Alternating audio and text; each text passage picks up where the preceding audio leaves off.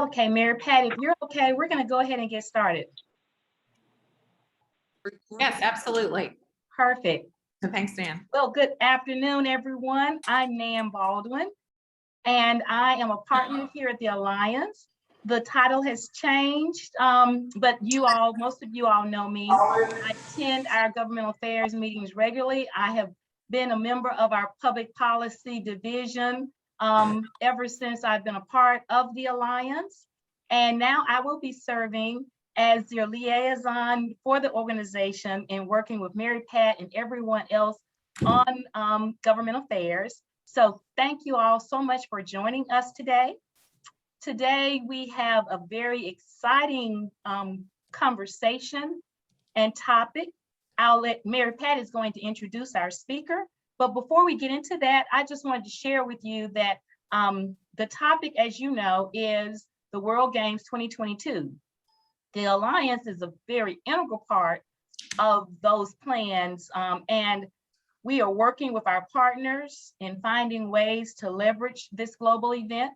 Our very own Victor Brown is working with several small and minority businesses to make sure that they're engaged in a very active and meaningful way.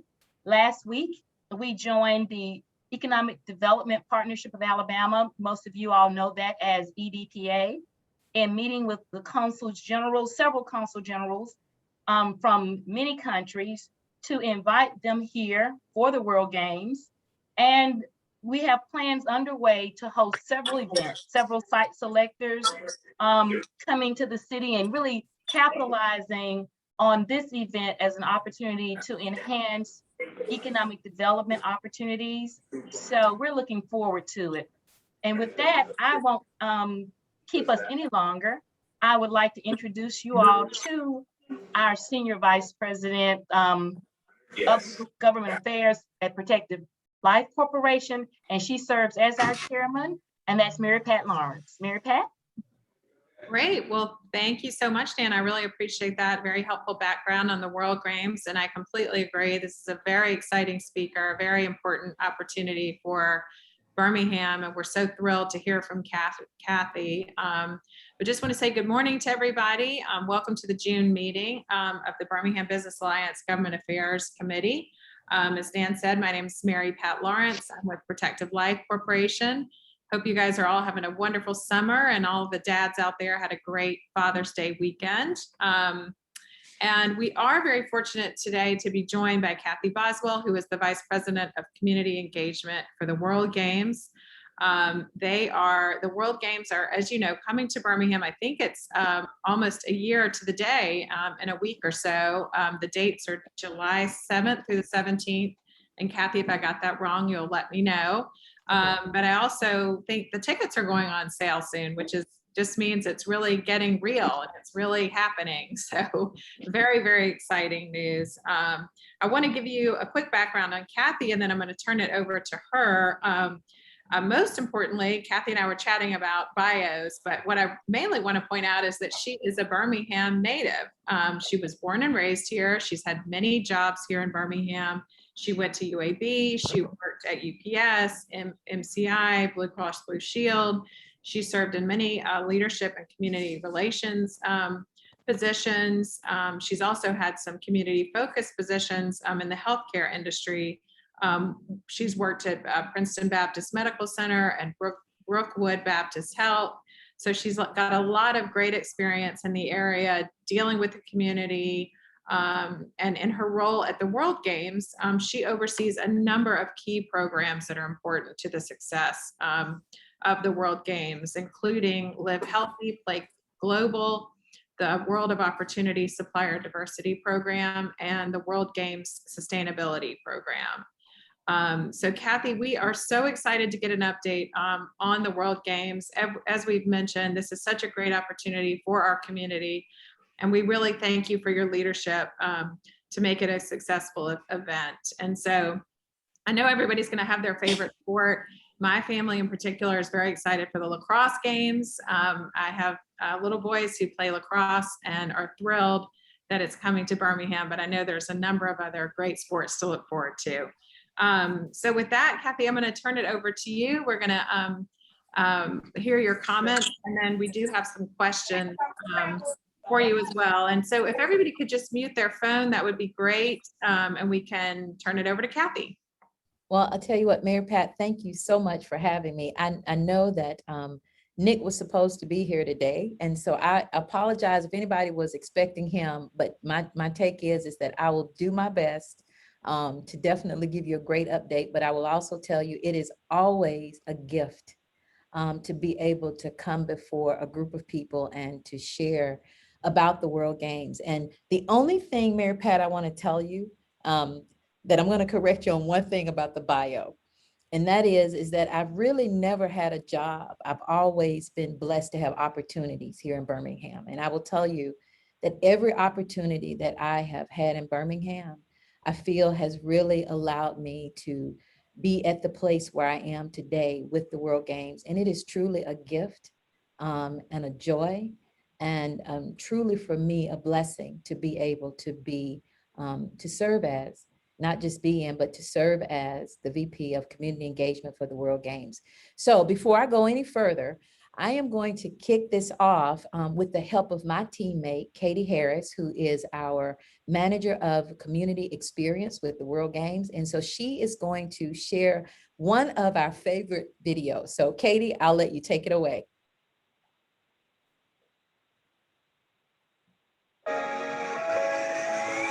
In July of 2022, the eyes of the world will be focused yet again on the state of Alabama. For only the second time in history, the World Games will be played on American soil.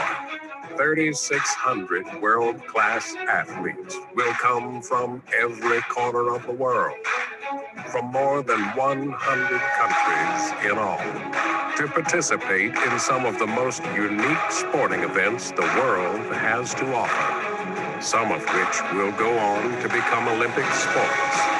More than 1,500 credentialed media will be here to tell the story, Alabama's story, the story of triumph, goodwill, determination, and evolution, and how Alabama has rightly taken its place as a premier international sporting destination. The World Games 2022 will be watched by millions around the world. They'll see the emergence of Alabama on the world stage. Let the world come and witness history. Alabama is ready. Yes, Alabama is ready. On July 7th through the 17th of 2022, Birmingham, Alabama will be the place, location, the energy, the stage of the World Games. And I will tell you, it is going to be one heck of a time. And it really is a gift for us to be able to share in this opportunity. In 2015, we were actually one of 3 locations that were actually up for the World Games, and Birmingham was selected. And I'd really have to, I would be very remiss if I did not recognize Ron Froelich, who was an instrumental part and who is a lifetime president of the International World Games Association, who lives here in Birmingham, Alabama. And I will have to tell you, I think because of his leadership across the World Games, it was really instrumental in us landing this historical moment in our city, because they also knew that he would be here, and he has really served as a great counselor and guide to help us in planning the World Games 2022. And so I just want to say it really is an honor for us to be here. So let's go in and share a little bit of information. This is what's going to happen. On July 7th of 2022, 100+ million people will be really looking at have their eyes on Birmingham, Alabama, and the kickoff of the World Games. So on July 7th, opening ceremony will take place at Protective Stadium, who has been a very, I would tell you, a wonderful partner and sponsor from early on to host the World Games. And so when you see the opening ceremony that is being produced by LRY Media, led by CEO and President Can you Rashida Leroy. All I can tell you is that it is going to be an absolutely fabulous moment to be able to celebrate both our past, our present, and our future. July 8th through the 17th, there will be 10 days of competition with concert series. There's a lot of activity that's been planned around the games, but the key focus is the games in and of itself. But for 10 days, there will be competition, and we're talking about literally 210 plus sporting events that will be hosted across those 10 days. And we're talking about a seating capacity of across those particular 210 events, over 800,000 tickets and opportunities for people to take part at viewing those events during those 10 particular days. And there'll be a whole lot of entertainment, like a concert series that people will be able to engage in. On July the 13th, we will host what we call an athletes night in what now is known as City Walk. And I will have to tell you, by the time the games come, to see the plan of City Walk is absolutely amazing, but that area will be considered our plaza. So that's going to be sort of like the central hub area of where people will be able to gather. And that is an area that will host music, entertainment, and a whole lot of other opportunities. But on July the 13th, it will also feature an opportunity where our athletes will gather. And then on the 17th, there will be closing ceremonies held in Protective Stadium as well. And the next World Games will be held in Chengdu, China. And so they will actually be coming to Birmingham to receive the handoff of the games, and also will provide us with some entertainment during the closing ceremony. So that is going to be a very well, I can tell you, a celebrated event. Oh, so all right, girl. my thing is that Can you tell if this, so all I can tell you is that if there is anything you don't want to miss, is opening ceremonies, closing ceremonies, but also too, you have got to visit and be able to go out and see one of the sports. Hey. One thing to understand about the World Games is that it is a recognized partner of the International Olympic Committee. So you will see the partnership and the 5 rings of the Olympic Committee shared alongside with the World Games. And as we move forward, we also want to recognize that they work hand in hand with us. And so in 2022, the World Games will feature 34 sport competitions. Now, some of the same sports will be featured in the Tokyo Olympics, but the different disciplines. And I want to spend just a moment to be able to share and give you all a little bit of insight about that. When you begin to look at the 34 sports, the sports have various disciplines, okay? As you see here, this lists all of the sporting competitions that will be taking place in Birmingham in 2022. 3,600 athletes, and I cannot say this enough. You have 3,600 athletes, men and women, who have spent years preparing to receive a gold, silver, or bronze medal from competing in these 34 sports. And we're talking about 100 plus countries, and they are the best of the best in these particular sporting arenas. And I want to share that when you think about some of the sports, some of them are sports we know of, like, for example, if you look over to the left, bowling. That is a huge sport, something we're very, very familiar with. Even going back up, looking at archery and billiards, those are something that very, very common. Even in the dance sports, if you look at flag football, even if you look at the flying disc and the gymnastics, if you look at jujitsu and karate and kickboxing, and even, like Mary Pat said, even with lacrosse, that her kids are very, very excited about. Powerlifting, something we hear about. Racquetball, something we hear about. Sport, should I say softball, and even sport climbing. But what's interesting is if you look at some of the other ones that we may not be as familiar with, like air sports. I am so fascinated about air sports because air sports, 2 sports will be competing, and that is canopy piloting and drone racing. And when I say drone racing, I mean drone racing. That is an up and coming, just a new era of sport competitions is what we're going to see across the World Games. And I'm just so fascinated about drone racing because it's very unique about how they have to program the drone to go through the course, which is absolutely fascinating. When you think about archery, all of these sports have various disciplines, but multiple disciplines of archery will be played and competed for that gold, that silver, and that bronze medal. When it comes to bowling, one of the fascinating things about bowling that I want to be able to tell you is we're literally going to be building an 8-lane bowling alley in the BJCC. There is an international company that builds bowling alleys as temporary structures. And we are going to have that opportunity to see that constructed, and absolutely, I think, going to be fascinating. When you think about the dance sport, I am so excited about this because we will see Latin and we will see rock and roll. And so the other sport that's going to be fascinating, breaking. We know it as breakdancing, but it is literally called breaking, but it is a dance competition that will be hosted here as well. We have fin swimming. Now, this one is interesting to me. So you know, if you were a kid and we go swimming, you have the 2 flippers on. Well, fin swimming is literally where they have 1 flipper.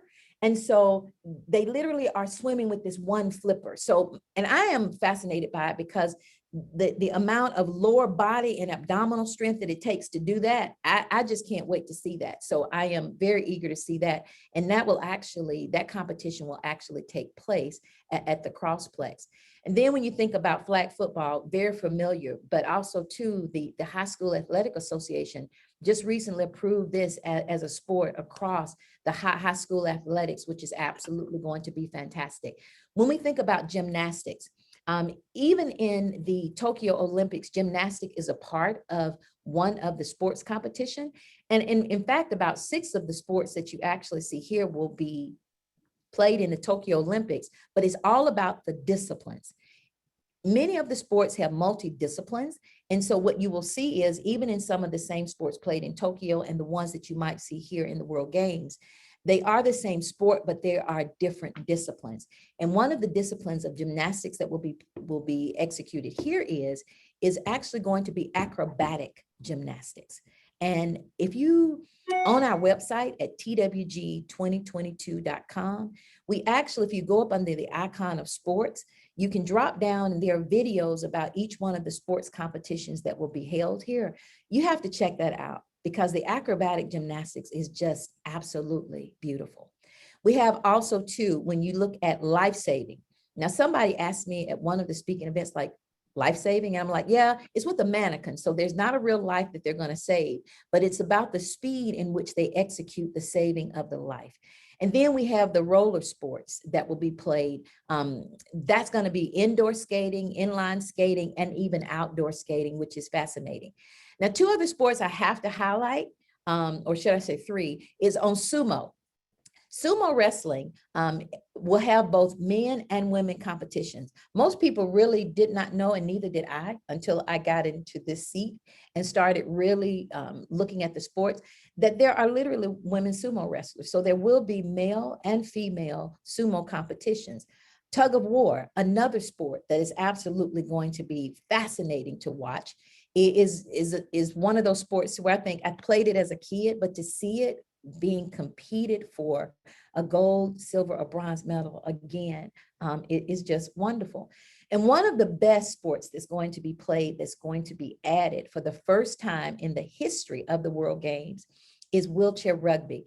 This will be the first time in history that an adaptive sport will be incorporated in the World Games. And I will tell you, we have the greatest partner that is partnering with us and one of our sponsors, and that is the Lakeshore Foundation. And all I can say is if you look at all of these, you have to be able to maybe see something you know, also a sport that you may love to go and see, but I would encourage you to go and learn about something that you don't know. And I will tell you one sport that I went and experienced recently was orienteering. Orienteering is literally, you get a compass and a map and you have to figure your way out. I'm going to tell you there was somebody with me and I'm very thankful because I did learn that to read an orienteering map, it literally is all about understanding the topography of the land. So you have to look for those trees that have fallen or the landscape, the sloping. So it's just fascinating. So there's a lot that can be learned. So Okay, Katie. Now, I've told you about all of those sports, and they are going to be held across 15 different venues. I mentioned earlier the Birmingham Jefferson Convention Center that will house there we will actually have our dance sports and also bowling. Legion Field, it will actually feature flag football. Railroad Park will be the site of our duathlon. The Birmingham Crossplex, that's where fin swimming and wheelchair rugby and roller sports will take place. Sloss Furnace, that will be the site of the sports climbing, and we're literally going to build a 20-foot sports climbing wall. It will also be the site that will be where the competition of breaking will take place. The University of Alabama at Birmingham, a phenomenal partner, is going to not only be the site of the tug of war, lacrosse, and bowls next to in the Bessie Estelle Park, they will also house 75% of our athletes. And so UAB will be known as the Athletes Village. We have at the Hoover Met that will feature our women's softball. We have at Oakmount State Park, that's where wakeboarding and water skiing will actually take place. In Birmingham Southern will also feature some of our sports like handball, but they will also be another athletes village where about 25% of our athletes will be housed. And then, as I mentioned, at Barber Motorsports, that's going to be the site of our drone racing and canopy piloting. And Protective Stadium, without a shadow of a doubt, will be the site of our opening and closing ceremony. So when you begin to look at all of these venues, there's going to be an opportunity all around Birmingham and the greater municipal area to be able to be a part of the many sports. And I will tell you, I can't thank Governor Ivey enough for just the ability for us to be able to use the Oakmount State Park. I think about Mayor Bracado, who with the Hoover Met and the city council there that were just so instrumental. And then just here with our Mayor Woodfan and the city council, just being able to help us execute on the contracts to allow us to host the competition at all of these venues. It's been a one for all kind of mentality. And I'll tell you, that's probably one of the best things that I love is that no one person will ever be able to take credit for the World Games.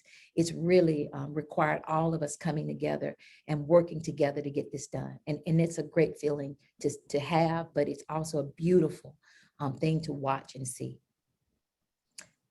Now, I mentioned about the opening ceremonies. The artistic director is Dr. Henry Panion. And so you're going to hear a phenomenal theme song, and authoring a theme song was a requirement of the World Games contract. And so Dr. Panion is working hand in hand with one of our co-chairs, Randy Owens, who we all know from the band Alabama, but they're working together now to write the theme song for the World Games. And one of the best things that you're going to see at the opening ceremonies is one of the community engagement initiatives that we launched back in March, and that is a World Games youth choir. Over 100 youth have been selected to be a part of the opening ceremonies and will participate in singing this theme song and also be a part of the closing ceremonies.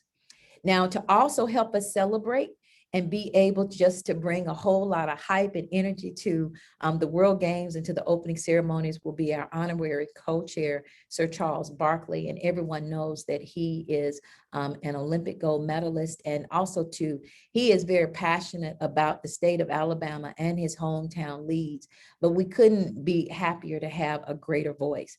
But alongside him, co-chair also Vanetta Flowers, who was the first Black female to win a gold medal in the Winter Olympics. She is also born and raised here in Birmingham, Alabama, a graduate of Jackson Olin High School, graduate of UAB, and a member of the track team, and holds many records there.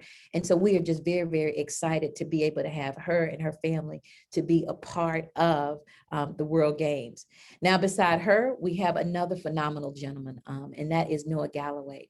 Noah is a double amputee, and he has served in the military and is just a phenomenal man who just really, really believes in Birmingham, but also who is just passionate around being able to credit Lakeshore, the Lakeshore Foundation. When he fought in the war and came back, what he will tell you is that he really had given up on life. And it was the Lakeshore Foundation that gave him a whole new look and really saved his life. That's what he's credited them with. And so Noah is one of our champions that will be recognizing the Disability and Inclusion Initiative around the games, and is also just a joy to be around. And one of the things we're excited about is it will be Noah that will be running in the American flag into Protective Stadium the night of opening ceremonies. Now, last but not least at all, Catherine Reddick Whitehall will also serve as a co-chair for the World Game, another gold medalist. And when I tell you, a beautiful heart and spirit, and she is just a delightful person. Her dad is also a rock star, one of the most kindest men that you will ever meet. So these are individuals who have stood up and said, yes, we want to celebrate the games. We want to celebrate the athletes, and we want to be a part of the historical moment that is going to happen in Birmingham, Alabama. Now, just as you've seen individual people be engaged in the games, I also want to tell you there have been some intentional ways in which we have sought to engage the community. One of those is through our Live Healthy, Play Global program that is sponsored by Blue Cross and Blue Shield of Alabama. And I think when I scrolled through the names, I saw CEO and President Tim Vines, who is a phenomenal man, but also too, just a true champion for the community. I've had the opportunity to work for Blue Cross and Blue Shield in the past. And all I can say is, you know, they walk the walk and they talk the talk. They've been very quietly committed to this community, and especially education. And so through their support, we have gathered 40 plus teachers from across the state, and we will be launching in August a digital education toolkit for grades K through 12. But I will tell you, if you are a corporation, you literally need to get access to the toolkit too, because there is so much in there around math, science, civics, history, arts, you name it. And we actually are talking to the country of Wales, talking about how can we do a collaborative mural project between a couple of the schools here in Birmingham, Alabama, and there. So more to come on that. We also have intentionally engaged the community through our World of Opportunity Supplier Diversity Program. And I also know on this call, Jessica Black, if I'm not mistaken, is on this call. I have to recognize her because she was instrumental in helping to design the strategic plan along with Marcus Lundy and Glenda Thomas. Marcus works with Regions and Glenda is with the Power Company, but they have all been at the forefront of making sure that there was a strategic plan to engage diverse, small, local, minority, and women-owned businesses up front. And so our World of Opportunity has just been, if there's one thing that has come out of the World of Opportunity program, it is that we've learned the gaps of where opportunities exist for small and diverse businesses in the sports arena, but then also too, it has been instrumental in keeping small, diverse, and local businesses top of mind. It's caused people to think differently. And I think to me, that's the biggest win, because thinking differently is what has to happen even after the games. We also have our partner Shipt, who has been instrumental in providing what we call our mobile market unit. And it is the World Games experience delivered by Shipt. And this is a mobile market unit that you will see really increase and heighten starting July 7th going forward, because it'll be out telling you about the games, but also reminding you to buy tickets that go on sale July 7th of this year. We also have intentionally made sure that people felt inclusive through our Disability Inclusion Initiative led by the Lakeshore Foundation. And when I tell you inclusion, we're looking at from both the athlete experience, the spectator experience, the fan experience. We want to make sure that everyone feels welcome across the venues, from transportation, seating, and sound. And I'm just very grateful for their CEO, Jeff Underwood, who's leading that, and also to Amy Raworth, who is also a big member of the Lakeshore team that is helping to lead that initiative. Now, two other initiatives that we have are our sustainability initiative that's sponsored by Vulcan Material. And you'll see 5 initiatives focused on sustainability. We plan on doing a tree planting initiative around the city of Birmingham. We're looking at how do we repurpose signage so that we create it out of materials that can be turned into gifts and memorabilia, and also too, even used in community gardens. We also have a food harvesting initiative that we're working with Grace Klein. Remember when I told you UAB and Birmingham Southern would be the athlete villages? Well, those villages will have to provide 3 meals a day for the athletes, So all untouched and unused food will actually be donated to community kitchens across Birmingham, and we're partnering with Grace Klein to do that. We also will work to host the first zero waste venue for the games. We are looking at taking one venue where the competitions will be held and implementing as many people, processes, and procedures to create zero waste as possible. And leading the sustainability initiative is our co-chair, Dr. Julie Price, who is at UAB and just has been a phenomenal guide, and she knows her sustainability. That's all I can say. And she is instrumental in planning this zero waste initiative. And also to Christine Argo with the city of Birmingham, we're working with them, and Tina Lolilio, who is our beverage and food manager, is also a big member of the team that is helping us execute the zero waste initiative. And then last but not least, we have the solar trees. I want to say that they actually are calling these something different. I want to say they're like refueling stations, but we will actually have and donate these trees as a legacy gift to the city. And these trees will be around Protective and around the Crossplex. And it'll be where you can plug up your phones, electric bikes, scooters, etc. Now, to be able to do all of this stuff that we're doing, all I can tell you is we could not do it without the volunteers that's sponsored by BBVA, who is also now a part of the PNC family. But 2,500 volunteers will be needed plus. But I would be remiss to tell you this. There are so many volunteers behind the scene right now. There are committees across the World Games and individuals working, like, for example, David Bink, who is with Hibbett, and I think he's on the call too.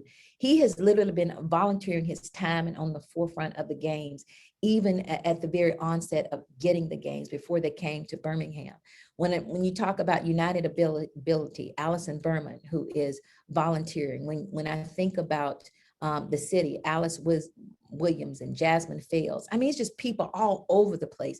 Individuals from UAB with the N2 international program are behind the scenes working. You talk about Red Mountain Park, it's just people all over the place. But for those 10 days, we're going to need 2,500 volunteers. And two of the basic requirements that we have for volunteers is one is being able to work 4 shifts of 4 hours or more during the World Game events. And that's really going to help us lower our costs, but also to make sure to create a consistent experience. And I really don't like to use the word work. These volunteers will serve. It's all going to be about serving because we are the host to the world. We are here to be a part of 3,600 athletes' dreams coming true, over 500 plus dignitaries coming to the city, and thousands of spectators. And so the servant spirit is what we want our volunteers to have. There will also be training that will be conducted for them around culture, around communication styles and communication skills. Even there will also be some education on diversity, equity, and inclusion, history about Birmingham. So it's a very robust program because our goal is with these volunteers that they're going to leave stronger and go back to their communities to even serve better. So it's not just about plug and play and volunteer. It's about coming, offering, serving, and representing the city of Birmingham so that even after the games and other opportunities come to Birmingham, what Birmingham will be able to say is we have volunteers that know how to serve. So we're very excited and cannot be more grateful to BBVA for their partnership and for just their commitment in our volunteer program. Lastly, one of the other initiatives that you're also going to see happen during the games is what we call a merchant market. We're going to be creating an opportunity for vendors who have goods and products to be able to sell during the games. One of the discoveries that we've made from the World Games is that a lot of the big ticket items that you need to be able to supply a big event like this, there's a gap when it comes to minority, women-owned, and small and local businesses capacity. So when we looked at our events and what we do have through the database of vendors that when you want to be a vendor, you register through our CVM, we found that we have a lot of vendors who actually make products and goods. So we are figuring out a way to engage more people to be able to take advantage of the economic impact of the games. I'm really excited about this initiative too. The other thing to me this is where the heart of the games come into play. As I mentioned, it's about inclusivity, and that is from the small, local, and diverse business sector. We have a vision to engage and spend about 35% of the available spend, and that is where we can actually put out bids and RFPs for opportunities. We're very committed to spend 35% of that spend with small, local, and diverse businesses. And this is where the strategic plan that I was sharing with you, that Jessica and Glenda and Marcus and so many others were a part of developing. When we also talk about inclusivity, we are going to be the first international multi-sport event to include the adaptive sport of wheelchair rugby. We also, with the Iroquois Nation, this will be the first time that the Iroquois Nation will be recognized and be able to compete in the competition of lacrosse. Because they were not a sovereign nation, they were not actually able to be seen as a competitive team. But due to a strong cry out from the community to recognize the Iroquois Nation, the Olympic Committee, World Games, the International World Games Association, and the Birmingham Organizing Committee came together to say, you know what, we got to recognize them. Let's do this. Let's set, let's create history and give them an opportunity. The ironic part is that the 8 seats in lacrosse had already been filled. The country of Ireland backed off. They recused themselves and said, we're going to step out and give our seat to the Iroquois Nation. Now, y'all, I'm just telling you, that right there, that's what I'm talking about to me, to see how this is not about one person ever taking credit. This is giving up for the greater good. And we're going to recognize the country of Ireland and that team during the World Games. But this is just one of the heartfelt stories that is coming out of planning for the World Games. And you'll also see the empowerment of women through sports. I don't know if you all know this, but sustainability has 17 development goals. I think if you go to sdg.com, you're going to actually find 17 initiatives around the United Nations and their focus on sustainability. And one of those is actually gender equality. People often think it's just around recycling, but sustainability is about sustaining not the environment, the economics, but also around the spiritual, the heart, the element of people and life and the world. So I would just really encourage you all to check out look up the 17 goals of sustainability, and definitely gender equality is one, and you'll definitely see that as one of the inclusive areas of the World Games. Now, if you want me to tell you one of the greatest things I think is going to be a result of the game, and that's just uniting, is bringing people after this pandemic together to celebrate 3,600 athletes who had to take an extra year to be able to prepare. And what I want us to understand, it's also a good chance for us here in Birmingham to be able to unite. I don't know of many things that have caused us to have to really work across the lines a lot to get this done. This is one of them. So when I think about where we were in the 60s as a city, and many people across the world probably still think we're very divided, this is a chance for us not to just put on a show, but to share with them who we are. We're not perfect. We're by no means are we perfect, but are we a better Birmingham? I believe so. I believe. And can we even get better? Yeah. And I do believe opportunities like this for us to be able to see how we need each other, how we come together as one, to be able to host and create an experience for people around the world. I think this is just as important to the athletes and the guests coming as it is for us to be able to start believing in ourselves and the power of being able to work together, regardless of our shades, regardless of our economics, regardless of our gender. It's just a chance for us to really reflect and be one Birmingham. And I'll tell you, I'm excited because I think it's time. I really do. So history will be in the making during the games. Forecasted attendance, 500,000 people. Anticipated economic impact of 256 million. And it will be the biggest international event in the Southeast since 1996 Olympics. So it will have a chance to be broadcast through CBS Sports. We'll have live coverage, and with CBS. The unique thing about the World Games is that the international broadcasting services had to be and is the partner that's been designated by the World Games. So there are some limitations on our ability to broadcast, but the deal is you will get a lot of information on knowing how to see it. However, you really won't need it because you're going to buy a ticket July 7th of 2022, right? Yep, I heard all of those yeses. Okay, and around the games, there will be an opportunity for some special gatherings. One is our concert series that you'll hear more about in the upcoming days, and also two, a VIP gala to welcome our dignitaries and to celebrate many people who believed in these World Games even before everything was nailed down. There are a lot of sponsors who believed. We have over 40 sponsors, and they believed in it. And so it's a wonderful thing to see. Lastly, the thing that you will see is what is no longer the case, and that is there are not 806 days left. There are a little under 370 days, and all I can tell y'all is I'm feeling it. I'm feeling it. But this is some of the signage that is across the city and across the state that you will be seeing, and I will tell you, you'll see more and more signage as we get closer to the game. So join us. Truly, this 11-day event is going to be a once in a lifetime moment. It'll be history. This is the first time that the World Games will actually be in the US since 1981. The International World Games Association started in 1980. The first games were hosted in Santa Clara, California in 1981. So literally in 2022, it will be 40 plus years since the games have been back in the States. And I will tell you, I think history, I love this word because for us, I don't know of many states and cities that will get a chance to write a different page in history. We have a page that's there, but we get a chance to come back and be able to show where we are, how we have moved ahead, how we have moved forward. And I consider that a privilege. I do. I consider it a gift. And I don't think it's a fluke.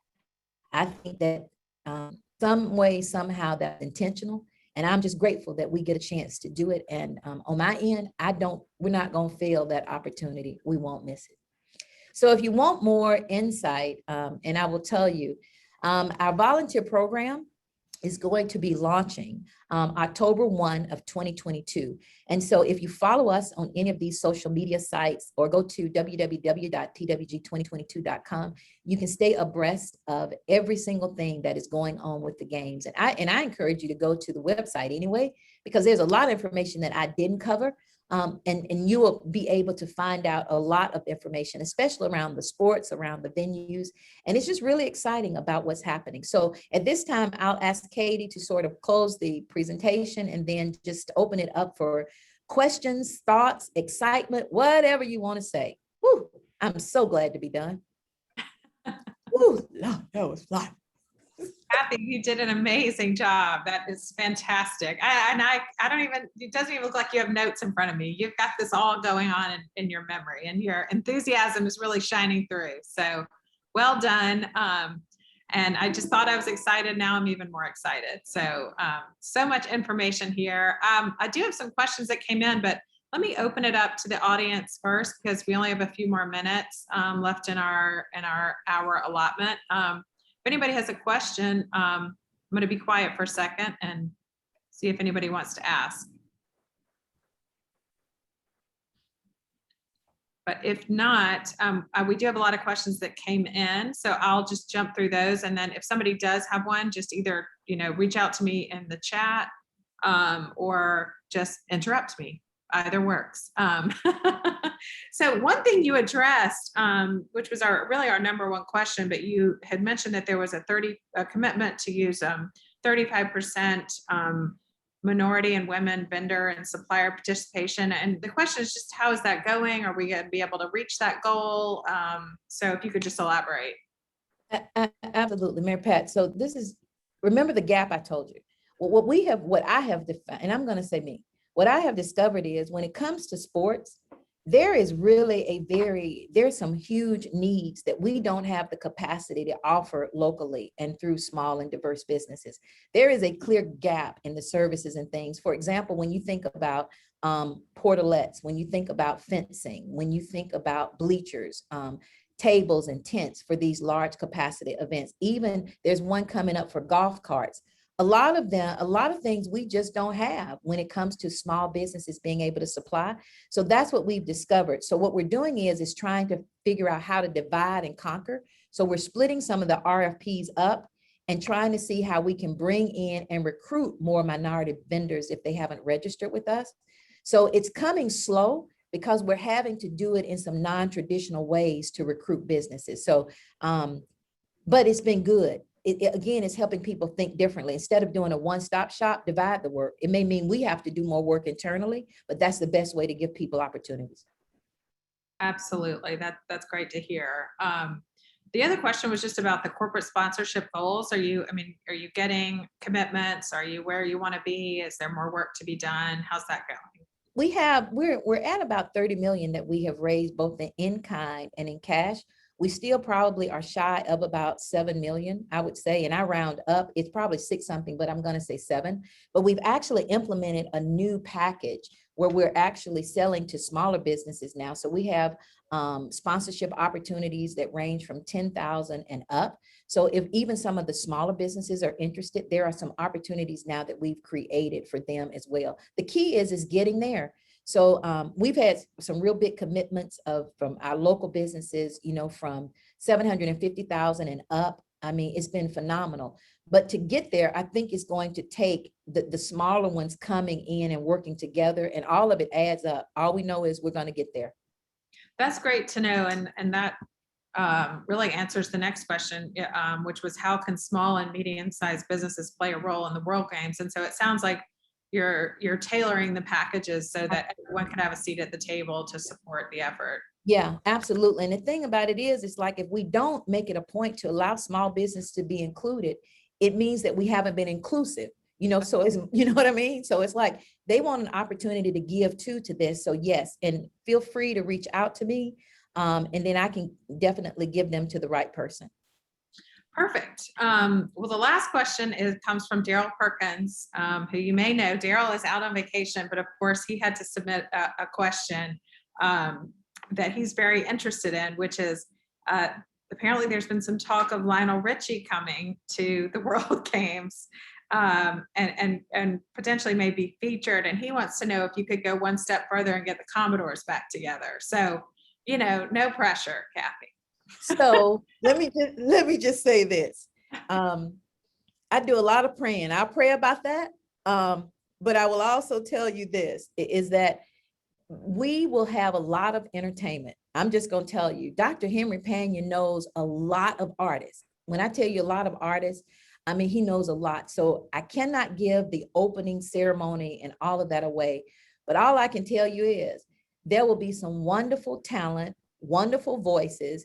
And I can tell Daryl that we hope it would be great. We don't have anything yet, but just tell him Lionel's been on that list. And so tell him if he has any help he can give, we'll take that too. Okay, well, I will relay the message. And thank you for that. Daryl's very high maintenance, no pressure. I'm not gonna lie to him. Can't lie to him. No, I would be excited for that too. Okay, well, with that, unless there's any other questions, I know we do have some housekeeping items to get to, but just Kathy, want to thank you so much. This is a great opportunity for Birmingham, very important to everybody on this call and to BBA in general. So however we can help you, please let us know. Thank you so much. Well, I will tell you one thing. I do have to give a shout out to Dr. Cindy Kirk because she's been instrumental. She and Dr. Sherry Huff at creating the digital education toolkit. So also I have to want to say that before I leave. Got it. Well, thank you. Thank you so much, Kathy. And Nan, I think that does it for me. And I'm turning it back to you for some housekeeping items. Yes, and I just want to thank Kathy again for an awesome presentation. When Nick told us that he wasn't able to participate today, we weren't nervous at all. We knew that you could do it and you did. So thank you so much. And the other thing I want to say is at the onset of your presentation, when you showed all the different venues, typically when we talk about diversity, equity, and inclusion, we're thinking about human capital or businesses. And just to see the diversity of the venues and how you're going to touch all four corners of the Birmingham area, north, south, east, and west. The infusion in our economy, I'm just excited about this. So thank you so much and for everything that you all are doing. And I want to thank all the businesses that I see represented on this call. I'm looking on the screen and I see so many different businesses and schools and institutions that are involved. So thanks everyone. This is truly going to be an exciting time. And I know the Alliance is happy to be a part as well. My only housekeeping thing is that we will not have a government affairs meeting in July or August. So we'll take a little break. When we come back in September, we do hope to be face-to-face, as well as you may see a few changes in how we're going to coordinate and implement our meetings moving forward, and as well as our GHC membership. But with that, you'll hear more about it in coming weeks. And I don't have anything else, Mary Pat, unless you do. And I don't see, there's one comment in chat, and I just want to make sure it's not a question. No, Kathy, that's everyone just giving you major accolades and kudos for the wonderful presentation you did. Mary Pat, back to you. Okay, well, that's it for me. I hope everyone has a wonderful week and a great rest of your day. And I hope to see you all soon. Goodbye, everyone. Bye-bye. Thank you. Bye-bye.